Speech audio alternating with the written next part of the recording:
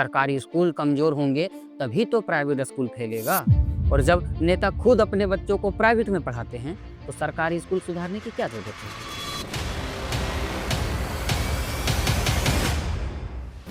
अगर किसी देश का भविष्य अंधेरे में धकेलना हो तो उसकी शिक्षा व्यवस्था को बर्बाद कर दो। आज इस देश में डिग्री मिल जाती है, नौकरी नहीं, स्कूल है लेकिन पढ़ाई नहीं। और सबसे खतरनाक बात, सबको पता है कि सिस्टम सड़ा हुआ है, फिर भी सब चुप है। आज भारत में यही हो रहा है और हैरानी की बात तो ये है कि सब कुछ सबके सामने हो रहा है। वीडियोज है, रिपोर्ट्स है, मौतें हैं, लेकिन सवाल पूछने वाला कोई नहीं। सोशल मीडिया खोलिए, हजारों वीडियो मिल जाएंगे जहां सरकारी स्कूल के टीचर जिन्हें खुद ठीक से पढ़ना लिखना नहीं आता, कोई ABC गलत पढ़ रहा है, कोई बच्चों से गाली में बात कर रहा है, तो कोई क्लास में सो रहा है। अब सवाल ये नहीं कि ऐसे टीचर भर्ती कैसे हो गए, सवाल ये है कि इतने वीडियोज वायरल होने के बाद भी सरकार चुप क्यों। हाल ही में एक वीडियो आया जिसमें सरकारी स्कूल की छत गिर गई और कई मासूम बच्चों की मौत हो गई, लेकिन सरकार का एक्शन क्या था? कुछ नहीं। न सिस्टम से सवाल, न अफसरों पर FIR, न इंजीनियर पर कार्रवाई, बस टीचर को सस्पेंड कर दिया। अब आप ही ईमानदारी से बताइए, क्या स्कूल की छत टीचर बनवाता है? क्या बजट टीचर पास करवाता है या फिर मेंटेनेंस टीचर का काम है? ये टीचर की लापरवाही नहीं, ये सिस्टम की हत्या है। हर बार कहानी एक जैसी होती है, स्कूल की हालत खराब रहती है और बच्चे मरते हैं। सरकार भी कहती है जांच होगी और अंत में एक आदमी बलि का बकरा। और असल दोषी कौन बच जाता है? ठेकेदार, इंजीनियर, शिक्षा विभाग, नेता और पूरा सिस्टम। और सबसे खतरनाक बात, कुछ महीनों बाद सब कुछ नॉर्मल। इन्हीं तमाम चीज़ों को देखते हुए पेरेंट्स सरकारी स्कूलों से डरकर अपने बच्चों को प्राइवेट स्कूल भेजते हैं। और वहाँ क्या है मिलता है? हर साल 15 से 20% फीस बढ़ोतरी, हफ्ते में 2 से 3 यूनिफॉर्म, हर साल नई किताब, बस थोड़ा कवर बदल देंगे, 2-4 पेज इधर से उधर कर देंगे और दाम दोगुना। Exam fees, registration fees, development fees, इन सब का बहाना बना के पेरेंट्स को खूब लूटते हैं। और अगर पूछो तो जवाब मिलता है, सर ये तो स्टैंडर्ड है। लेकिन असल में ना टीचर की सैलरी बढ़ती है और ना ही शिक्षा की क्वालिटी। बस पेरेंट्स की जेब खाली होती है। अब सवाल उठता है, इतनी मनमानी कैसे चल रही है? मैं बताता हूँ, क्योंकि कई प्राइवेट स्कूल या कॉलेज नेताओं से जुड़े हैं, नियम बनाने वाले खुद नियम तोड़ने वालों से जुड़े हुए हैं। सरकारी स्कूल कमजोर होंगे तभी तो प्राइवेट स्कूल फैलेगा। और जब नेता खुद अपने बच्चों को प्राइवेट में पढ़ाते हैं तो सरकारी स्कूल सुधारने की क्या जरूरत होगी।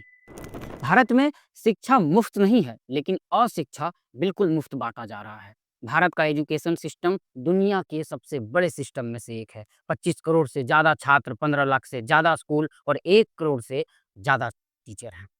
NEP रिपोर्ट मतलब नेशनल एजुकेशन पॉलिसी 2020 के अनुसार एक नया नियम बनाया गया, जिसमें फर्स्ट स्टेज में फाउंडेशन, इसका मतलब ये कहा गया कि 3 से 8 साल के बच्चों को खेल खेल में सिखाएंगे। लेकिन हकीकत, बच्चा ठीक से बोल भी नहीं पाता और उसके हाथ में किताब थमा दी जाती है। कविता याद करो, स्पेलिंग याद करो, रट्टा मारो, और जो बच्चा नहीं कर पाया वो कमजोर। सेकंड में रखा गया प्रीपेरेटरी स्टेज, मतलब अब बच्चा पढ़ना लिखना और गणित सीखेगा। लेकिन ASER रिपोर्ट क्या कहती है? कई बच्चे 5वीं क्लास में भी दूसरी कक्षा की किताब नहीं पढ़ पाते हैं। वहीं थर्ड में रखा गया मिडिल स्टेज, AI पढ़ाएंगे, कोडिंग सिखाएंगे, स्किल बेस्ड एजुकेशन देंगे। लेकिन जमीनी सच्चाई, ज़्यादातर स्कूलों में ना कंप्यूटर है, ना इंटरनेट, और टीचर तो खुद माउस चलाने से डरते हैं। फोर्थ स्टेज में रखा गया सेकेंडरी स्टेज, मतलब कक्षा 9 से 12 तक। यहाँ बच्चा बच्चा नहीं रहता, मशीन बन जाता है। बोर्ड का डर, कोचिंग का प्रेशर, नंबर नहीं आए तो जिंदगी खराब। बच्चा सीखने नहीं जाता, बचने जाता है। उसकी क्रिएटिविटी तो वहीं मर जाती है। फिर भी ये सब चीजें सिर्फ कागजों तक सीमित है। कागज पर तो सब कुछ वर्ल्ड क्लास लगता है, लेकिन सवाल है कि ग्राउंड लेवल पर क्या हो रहा है। भारत की साक्षरता दर आज भी 75% से 80% तक ही है। वहीं जापान और कोरिया की बात करें तो 98 से 99% तक है। अगर हम हायर एजुकेशन की बात करें तो आज भी भारत में सिर्फ 28 से 30% तक ही है। लेकिन वहीं UK US में 70 से 90% तक है। मतलब भारत में हर 4 में से एक ही बच्चा हायर एजुकेशन अफोर्ड कर पाता है। भारत में लगभग 30 स्टूडेंट के पीछे एक टीचर है, वहीं दूसरी जगह 15 स्टूडेंट पर एक टीचर है। मतलब भारत में एक टीचर भीड़ संभालने वाला गार्ड है। बच्चों की पढ़ाई भी कुछ ढंग से नहीं होती। ज़्यादातर स्कूल और कॉलेज में रट्टा मारो और डिग्री लो, यही नीति चल रही है, जिसके कारण ही लोगों के पास डिग्री तो है लेकिन स्किल नहीं है। और इसका इम्पैक्ट क्या पड़ रहा है? लोग ग्रेजुएट हैं लेकिन बेरोजगार हैं, सुसाइड कर रहे हैं, सिस्टम पर से भरोसा उठ चुका है, फर्जी लोग असली जॉब में हैं और देश का फ्यूचर धीरे धीरे अंदर से खोखला होता जा रहा है।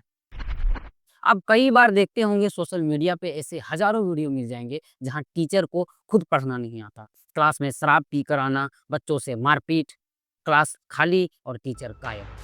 कंटिन्यू 4 से 5 टीचर एक भी क्लास नहीं करते। जाति के नाम पे भेदभाव होता है, अलग बैठाया जाता है।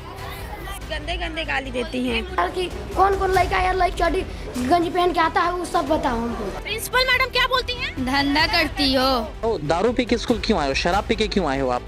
नहीं सर, मैं गुटखा खाया हूँ। शराब की स्मेल आ रही है आपके मुंह से। ये सब चखना आना चाहिए। जा क्या उखाड़ोगे जा।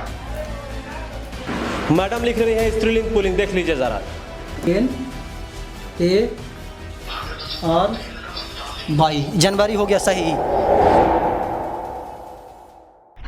अब सवाल ये भी उठता है कि इन जैसे शिक्षकों की भर्ती कैसे हो जाती है? दरअसल यहीं से तो घोटालों की शुरुआत होती है। जैसे व्यापम घोटाला, यह भारत का सबसे बड़ा घोटाला माना जाता है। Madhya Pradesh professional examination board द्वारा आयोजित सरकारी नौकरियां जैसे टीचर, पुलिस, फॉरेस्ट गार्ड आदि के परीक्षाओं में बड़े पैमाने पर धांधली हुई। Impersonation, paper leak, result manipulation और रिश्वतखोरी शामिल थी इसमें। हजारों लोग प्रभावित हुए। पूर्व शिक्षा मंत्री लक्ष्मीकांत शर्मा सहित राजनेता और अधिकारियों के साथ 2000 से ज्यादा गिरफ्तारियां हुई थी। इसी तरह पश्चिम बंगाल में शिक्षक भर्ती घोटाला, 2016 की SLST भर्ती में बड़े पैमाने पर धांधली हुई थी। OMR seat manipulation, fake marksheet और रिश्वत से हजारों अयोग्य लोगों को टीचर की जॉब मिली थी। कलकत्ता हाई कोर्ट और सुप्रीम कोर्ट ने 25,000 से ज्यादा जॉब्स भी रद्द की। पूर्व मंत्री पार्थ चटर्जी गिरफ्तार हुए, करोड़ों की संपत्ति जब्त और लाखों उम्मीदवारों का करियर पे इम्पैक्ट पड़ा था। नीट पेपर लीक 2024 भी कुछ इसी तरह था। ग्रेस मार्कर्स विवाद और असमान हाई स्कोर लोगों के आए थे। बिहार, गुजरात जैसे कई राज्यों में गिरफ्तारियां हुई थी। NTA पर आरोप और लाखों एस्पिरेंट प्रभावित हुए थे।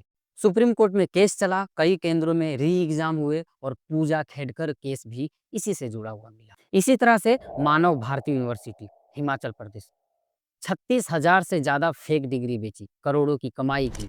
OPGS university Rajasthan 45,000 fake degree जारी, कई सरकारी नौकरियों में इस्तेमाल हुआ था।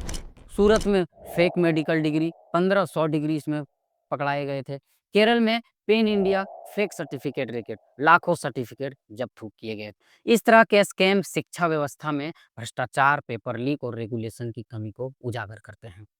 आप हमेशा UGC, AICTE जैसे वेबसाइट से यूनिवर्सिटी चेक करें और अपना एंट्रेंस एग्जाम में सतर्क रहें। अगर हम फाइनल कंक्लूजन में आते हैं तो इन सब का कारण सिर्फ टीचर या स्कूल की गलती नहीं, बल्कि पूरे सिस्टम की गलती है।